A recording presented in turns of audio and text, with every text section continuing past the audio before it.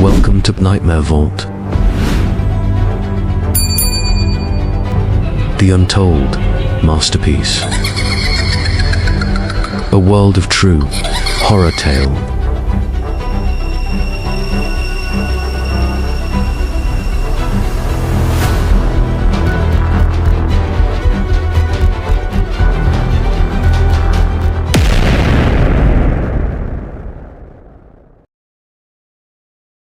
Imagine a house so far from town that when the sun goes down, silence wraps around it like a heavy shroud.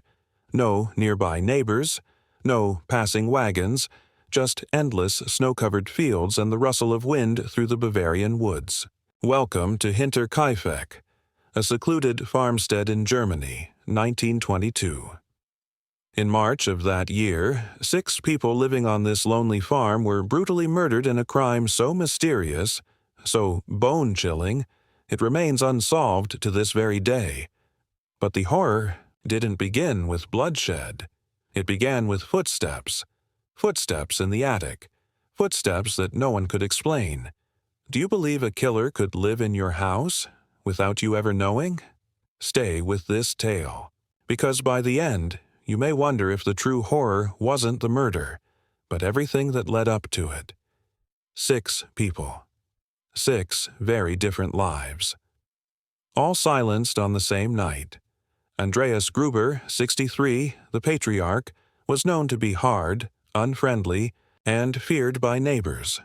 Whispers suggested he abused his daughter.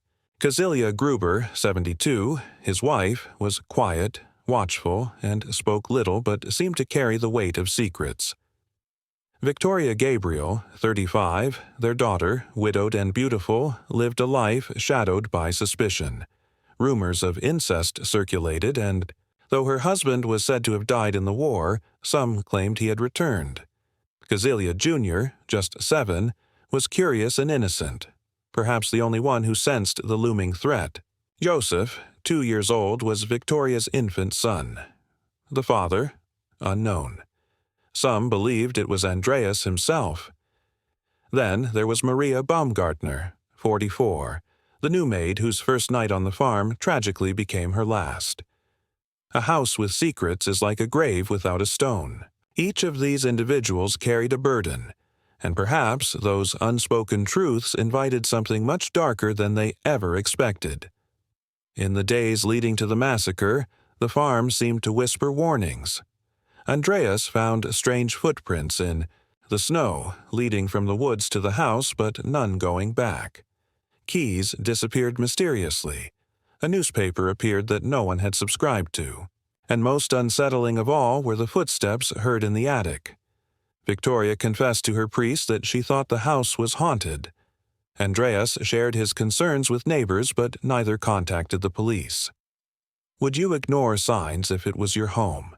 Would you have called for help? The barn doors creaked ominously at night. The icy wind seemed to whisper names, and the children grew increasingly restless in their sleep. The house was trying to warn them, but they weren't listening. Then came March 31st, 1922. The wind howled through the trees, but inside Hinterkaifeck, a different storm was brewing. One by one, the family members were lured into the barn. Maybe they heard a noise. Maybe they were called by name. Inside, they were struck down with a mattock, a pickaxe-like weapon. Not a single scream was heard, only the grim silence of death. Andreas, Cecilia Sr., Victoria, and little Cecilia Jr. were found later, stacked on top of one another and covered with hay. Inside the house, Maria was murdered in her bed, and Joseph, still in his crib, was not spared. One of the most horrifying details. Little Cecilia Jr. may have survived for several hours after the attack. Her fingers were torn and bloodied. She had tried to pull her own hair out in agony. Can you imagine dying in a barn while the rest of your family falls beside you? And no one heard a thing. 4 days passed before the horror was discovered.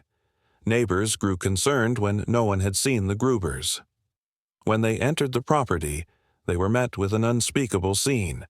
The lifeless bodies in the barn, The blood-soaked straw, Maria's cold corpse in her bed, Yosef, still and silent in his crib. The police were called, but what they found only deepened the mystery. The killer had stayed at the farm. They had fed the livestock, cooked meals, slept in the house, and even used the fireplace. There was no robbery. Valuables were untouched. This was not about theft. It was something else, something deeply personal, or perhaps something utterly inexplicable. More than 100 suspects were questioned, yet no one was ever charged. Some believed Carl Gabriel, Victoria's supposedly dead husband, had returned from the war and murdered the family in a fit of rage. Others speculated that a neighbor was behind the killings, or that a drifter had taken up residence in the attic, waiting for the perfect moment to strike. Another theory pointed to someone close to the family, someone who knew their routines, their habits, their secrets. Years later, the victims' skulls were removed for testing in hopes of uncovering new leads. But World War II destroyed the evidence. Even in 2007, when Munich police reopened the case, they concluded it was permanently unsolvable. Do you think the killer was someone they knew? Or was it a ghost from the woods? The Hinterkaifeck murders remain terrifying not just because of their brutality, but because they reveal how evil can exist undetected. A family ignored the signs. A community overlooked the whispers. And a killer lived in plain sight, perhaps even above them, for days. What would you do if your house started whispering? Would you listen? The farmhouse is long gone now. Torn down. But its story still lingers, like a cold breath on the back of your neck. 6 people died. 1 shadow walked away. And silence has never sounded more frightening. If this story chilled your bones, leave a comment below. Who do you think did it? Was it someone they knew? Was the killer watching them for days? Or was it something darker? Like, share and subscribe for more real horror stories that history tried to forget. New horrors drop every week. And remember, sometimes the scariest stories are the ones that never end.